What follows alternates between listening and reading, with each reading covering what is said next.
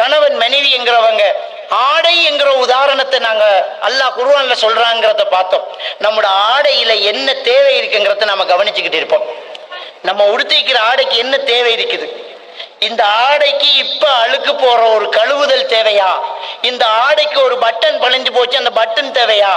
இந்த ஆடைக்கு இப்போ ஒரு வாசம் தேவை, இந்த ஆடைக்கு இப்போ ஒரு அயன் தேவை, இந்த ஆடைக்கு இப்போ ஒரு அலங்காரம் ஒன்று தேவை, இந்த ஆடைக்கு இப்படி ஒரு பெச்சு தேவை. இதையெல்லாம் பார்த்து பார்த்து செய்யறோம் இல்லையா?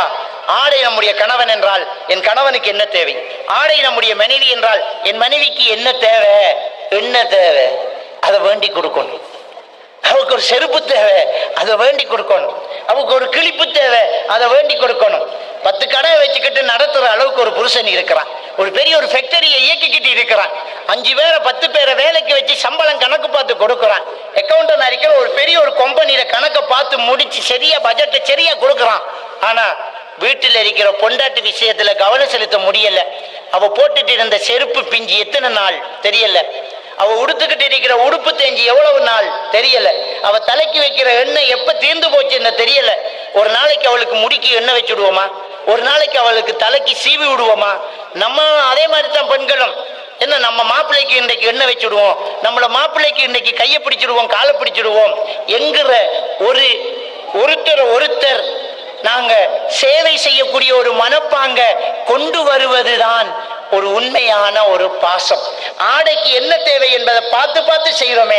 நம்முடைய ஆடை மனைவி, நம்முடைய ஆடை கணவனுங்கிறத நாங்க பார்த்து பார்த்து செய்யணும். அவங்களுக்கு என்ன தேவை, என்ன செய்யணும், அவங்கள நம்ம நல்லா பார்த்துக்கிறது நம்மளோட முக்கியமான ஒரு விஷயம். வாழ்க்கையில நம்ம யாராருக்கோ முக்கியத்துவம் கொடுக்கிறோம், யாரோ மனசு நோகாம பார்த்துக்கிறோம். நம்ம மனைவி மனசு நோகாம, நம்ம கணவன் மனசு நோகாம நம்ம பார்த்துக்க வேண்டியது முக்கியமான ஒரு விஷயம். ஒரு இடத்துல ரொம்ப முக்கியத்தை கவனிக்கிறது இல்லை. புருஷனுடைய ஆரோக்கியத்தையும் புருஷனுடைய மனநிலையையும் பொண்டாட்டி கவனிக்கணும், பொண்டாட்டியினுடைய ஆரோக்கியத்தையும் பொண்டாட்டியினுடைய மனநிலையையும் புருஷன் கவனிக்கணும். இது ரெண்டும் மாறி மாறி நடக்கலாட்டி நம்முடைய வாழ்க்கையில சந்தோஷம் இல்லாம போகும். கேட்காம கொடுக்கிறது ஒரு முத்து மாலையாக இருந்தாலும், ஒரு வெறும் 20 ரூபாட மணி மாலையாக இருந்தாலும் ஒரு பொண்டாட்டிக்கு சந்தோஷமா இருக்கும், ஒரு புருஷனுக்கு மகிழ்ச்சியா இருக்கும். கேட்டு கொடுக்கிற பல லட்சக்கணக்கான பொறுமதியான நகையை விட கேட்காம கொடுக்கிறது சந்தோஷமா இருக்கும். ஒரு புருஷன் கேட்காமலே ஒரு பொண்டாட்டி ஒரு கிஃப்ட், ஒரு பொண்டாட்டி கேட்காமலே புருஷன் ஒரு கிஃப்ட், இது ரொம்ப மகிழ்ச்சியை தரும். நம்மள மாதிரி அவளுக்கும் உணர்வுகள் இருக்குது. நாம அந்த மனைவியை கூப்பிட்டு, அம்மா உங்க உமாக்கு ஒரு உடுப்பு வேண்டி கொடுத்தா என்ன, உங்க வாப்பாக்கு ஒரு சாரணை கொடுத்தா என்ன, நீ வீட்டுக்கு காசு கொடுத்தியா, என்ன காசு, வாப்பா உமாவை கொடு, என்ன பணம், ஒரு ஆடை வேண்டி கொடு, உன் தங்கச்சிக்கு ஏதாவது வேண்டி கொடு, உன் தங்கச்சி ரொம்ப கஷ்டப்படுறா இல்லையா, ஒரு அரிசி வேண்டி கொடு, ஒரு கறி வேண்டி கொடு, நீ கொடுக்குற மாதிரி கொடு, நானாக்கு கொடு, தம்பிக்கு கொடு, தங்கச்சியை கொடு, உமாவை கொடு, பாப்பாவை கொடு என்று இடைக்கிடையே நம்ம பொண்டாட்டி கையால அவக்கு விருப்பமான ஆட்களுக்கு ஏதாவது கொடுக்கறதுக்கு நாம ஒரு துணை நின்றால் வாழ்க்கையில் நம்மளை எப்பவுமே மறக்க மாட்டான், நம்மளை நினைச்சுக்கிட்டே வாழுவான். அதே மாதிரியாக மனைவி புருஷனுக்கிட்ட உம்மா குடுப்படுத்து கொடுத்தீங்களா, உம்மாவை கவனிச்சிங்களா, இப்படி கேட்கறது ரொம்ப குறைஞ்சு போச்சு. புருஷன் மட்டும் தேவை, புருஷனை பெத்தவள் தேவை இல்லையா? ஒரு பொண்டாட்டி திடீரென்று கேட்டாலும் உங்களோட உமாக்கு ஒரு ஒயில் சாரி ஒன்று எடுத்து கொடுப்போம்மா, அப்பாடா என் பொண்டாட்டிக்கு எங்க உமாவில் இவ்வளவு பெரிய பாசமா, எடுத்து உடுத்து காரை எடுத்துக்கிட்டு கடையில போய் இறங்கினா அந்த கடையில போட் போட்டிருக்கு, 15,000 ரூபாய்க்கு ஆடை எடுத்தால் ஒரு ஒயில் சாரி இலவசம். உங்க உமாக்கு ஒயில் சாரி அதுக்குத்தான் வந்த ஒரு 15,000 ரூபாய்க்கு எனக்கு உடுப்பு எடுத்துட்டாங்க, அப்போ உங்களோட உமாக்கு ஒரு சாரி வரும். திடீரென்று ஒரு பாசம் பொத்துக்கு வந்திருக்கு. நம்ம யோசிக்கணும், நம்மளோட மாப்பிள்ளைய பெத்து தந்தவ, இவருக்காக சில கதைகளை தாங்குற மனசு நமக்கு வந்தா வாழ்க்கை சந்தோஷமா இருக்கும். என்ன இருந்தாலும் நம்மட மாப்பிள்ளை, அவருக்கு உம்மா, அவ தப்பா பேசினாலும் நாம புருஷனுக்கிட்ட இவர் போய் தண்டிக்கல, இவர் போய் ஏசல்ல என்று கோவிக்க கூடாது. அவர் எப்படிமா ஏசுவார்? உம்மாவே. நம்மட புள்ள நம்மளை ஏசினா நம்ம தாங்குவோமா? அப்படித்தானே நம்மட புருஷனும். தவறு அவர் மாமியில இருக்கலாம், தவறு மாமியாவுலதான். எல்லா பெண்களும் நினைக்கிற இவர் நீதி இல்லாதவர், இவர் ஊருக்கு நீதி சொல்றார், இவர் பெரிய கதை கதைக்கார், உம்மா போல செய்யற பார்த்துக்கு இருக்கார், கதைக்க வேண்டியதானே. அவன் கதைப்பான், அவனுக்கு உம்மா இல்லவா, அவன் எப்படி கதைக்கிறான்? அவனுக்கு உண்மை தானே. அதை கொஞ்சம் யோசிச்சா எவ்வளவு பிரச்சனை தீரும் தெரியுமா? பிரச்சனையை ஒப்புவிக்கிற நேரம் ரொம்ப கவனிக்கணும். அப்ப உங்களோட உமாக்கு எடுத்து கொடுங்களேன். ரெண்டு, ஒரு நல்ல மனைவி எப்படி இருப்பா தெரியுமா? உமாக்கு புடவையை செலக்ட் பண்ணி கொடுக்குறோம் மாமியாக்கு. இவர் புடவை என்ன தெரியுமா? பெருநாள் வந்தா பொண்டாட்டிய கூட்டிக்கிட்டு போய் அப்படியே செலக்ட் பண்ண விட்டு போட்டு அப்படியே சாஞ்சி நின்றுவாரு.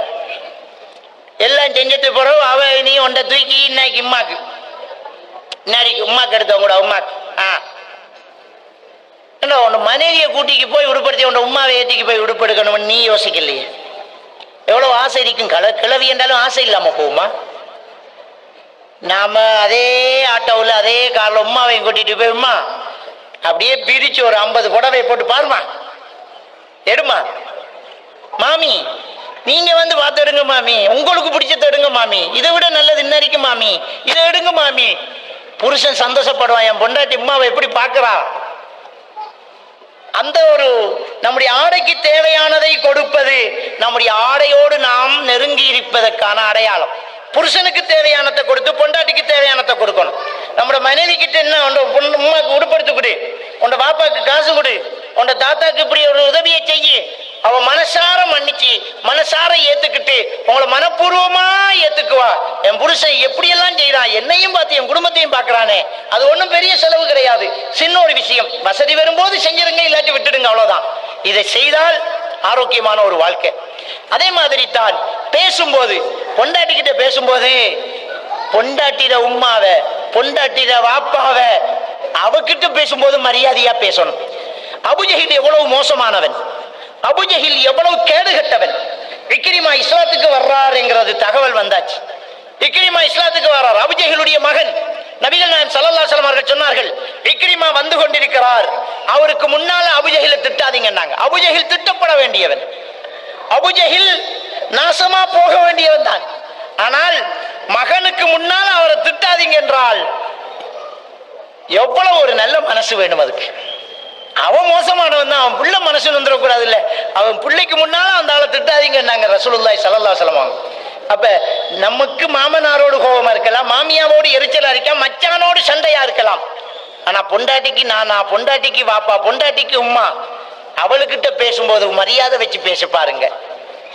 அந்த நாய் சொல்றான், பொண்டாட்டிகிட்ட சொல்றாரு ஐ வாப்பாவ, அந்த நாய் சொல்றான், அவ மனசு எவ்வளவு வேதனை பண்ண. அவன் நாய் தான், அது வேற விஷயம், ரொம்ப மோசமானவன் தான். அதை யாருக்கிட்டையாவது சொல்லலாம், பொண்டாட்டிக்கிட்டே சொல்லலாமா? அந்த நாய் சொல்றான், இப்படி சொல்லாதீங்க, தயவு செஞ்சு அவகிட்ட சொல்ல, உங்க வாப்பா இப்படி கழிச்சு போட்டாரு, எனக்கு ரொம்ப வேதனையா இருக்குது, உங்க வாப்பா இப்படி பேசிட்டாரு. அவ இப்போ உங்களை விட ஆத்திரப்படுவா, அவர் இந்த வளவுக்கே வரக்கூடாது, அப்படி சொல்லுவா. அதே மாதிரி தான் புருஷன் வந்த புருஷன்கிட்ட பொண்டாட்டி அடையாளப்படுத்துவா. வந்தாலும் வெறும் வந்த உடனே ஒரு பொண்டாட்டி புருஷன் எப்படி நடந்து கொள்ளணும், புருஷன் வந்த உடனே வீட்டுக்கு வந்த புருஷனை முதல்ல வரவேற்று அவருடைய மனநிலை என்னங்கிறத டெஸ்ட் பண்ணணும். வாங்க இருங்கன்னு புன்முறுவலோடு வரவேற்கணும். வாங்கப்பா இருங்க, ஏன் லேட்டு, ஏதாவது குடிக்கிறீங்களா, சாப்பாட்டை வைக்கட்டுமா, டீ குடிக்கிறீங்களா, கூலா என்னன்னு தெரியா, தண்ணி தெரியா, ஏன் முகம் ஒரு மாதிரியா இருக்குது, இல்ல இல்ல ஏதோ ஒரு கவலையில வந்திருக்கிறீங்க. இதை கண்டுபிடிக்கிற பொண்டாட்டியும் மனைவி முகத்தை பார்த்துட்டு ஏமா தலை இடிக்குதா, காய்ச்சக்காயுதா, ஏன் ஒரு மாதிரியா இருக்கே, ஏதாவது தீட்டு வந்துட்டா, பிரச்சனையா இருக்குதா, ஏமா அன்னைக்கு சமைக்க தேவையில்ல கடையில் எடுப்போமா, ஏன் ஒரு மாதிரியா இருக்கேன்னு கேட்கிற ஒரு புருஷனாகவும் நாம வாழ்ந்தால் சந்தோஷமான வாழ்க்கையா இருக்கும். இது எதையுமே பார்க்கறது இல்லை. நம்ம எரிச்சல நாம கொட்டுறோம், அவ மனசை பார்க்கறது இல்லை. அவ எரிச்சல அவ கொட்டுறா, நம்ம மனசை பார்க்கறது இல்லை. அந்த ஆள் வரும்போது வாங்க, வரத்தானே அந்த ஆள் வந்துட்டு அவன் வீட்டுக்கு தான் வகறான், ஆனாலும் ஒரு சவண்டு வாங்க, அப்பவே அவனுக்கு விளங்கிடும் சம்திங் ராங், டபுள் ஆயிரும். என்னன்னு கேட்பா, உம்மா வந்து நாய் கத்துற மாதிரி கட்டி போட்டு போறான். அப்ப அவன் நாய்க்குட்டி தானே, பாஞ்சி கடிப்பான், விளங்கிட்டா. அப்ப அப்படி இல்லாம மாமி வந்தாங்க, அதையும் எப்ப சொல்லணும், வந்தோடனே சொல்லிடக்கூடாது. வந்தோடனே உட்கார வச்சு ஏதாவது கொடுத்து, தலைவாணை மந்திரம் என்று சொல்லுவாங்க, தெரியுமா, கேள்விப்பட்டிருக்கிறீங்களா? தலைவாணை மந்திரம். தலையாணை மந்திரம் என்றால் என்ன தெரியுமா? கணவன் சந்தோஷமா இருக்கிற நேரத்துல சாதிக்கிறது, நல்லா இருக்கிற நேரத்துல, மகிழ்ச்சியா இருக்கிற நேரத்துல அவராக கேட்கிற அளவுக்கு நாம நடந்துக்கிறது. அவரே கேட்குற அளவுக்கு நம்ம ஆக்ஷன், நம்முடைய பிஹேவியர், நம்முடைய இமோஷனை மாற்றிக்கொள்ளணும். இங்கே வாங்க, ஏன் ஒரு மாதிரி இருக்கிறீங்க, இங்கே வாங்க, இங்கே வாங்க. இல்லை இல்லையே, ஒன்றும் இல்லையே, இல்லை நீங்கள் ஏதோ ஒரு மாதிரி இங்கே வாங்கம்மா, என்னம்மான்னு அவர் கேட்குற அளவுக்கு முதல்ல நடங்க. இல்லை அது ஒன்றுமில்லை, இல்லைம்மா செல்லுமா, ஏதோ ஒரு மாதிரி இருக்கு, எனக்கு தாங்குது இல்லை, இல்லை உங்களோட உம்மா இப்படி பேசிட்டாங்க, எனக்கு ரொம்ப கவலையா இருக்குது, இப்படி சொல்லி பாருங்க, நீதி கிடைக்கும். உங்க உம்மா வந்தா நாயகத்தமை கத்திப்பட்டு போனா, ஒன்று நான் இருக்கணும், இல்லாட்டி அவள் இருக்கணும். அவன் சொல்லுவான், 2 பேரும் போங்க, நான் இன்னொன்று கொண்டு வர போறேன், ப்ளீஸ் 2 பேரும் கிளம்புங்க. அப்ப நம்ம பேசும்போது பாசிட்டிவா பேசணும். பாசிட்டிவா பேசுறது நல்ல விஷயம், நெகட்டிவ் பேச்சு இருக்கக்கூடாது. விளங்கிட்டா? அப்ப இந்த விஷயங்கள்ல ரொம்ப கவனமாக இருக்கணும்.